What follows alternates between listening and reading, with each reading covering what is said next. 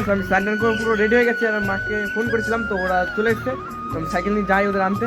তো চলো যেতে যেতে তোমার সঙ্গে দেখা হচ্ছে ওখানে গিয়ে একদম ডাইরেক্ট। তো গাইস ওদের বাস চলে এসছে আর ওরাও নেমে পড়েছে। আমি দেখাচ্ছি তোমাদের, এখান থেকে মানে জুম অত যাবে না, তাও তোমাদের দেখানোর চেষ্টা করছি আমি। ওই দেখো সামনে ওদের বাস, আর আমি এখন সাইকেল চালাচ্ছি, তো জুম টুম করছি না, আমি এখন ডাইরেক্ট চলে যাচ্ছি ওদের কাছে। ওই দেখো নামছে।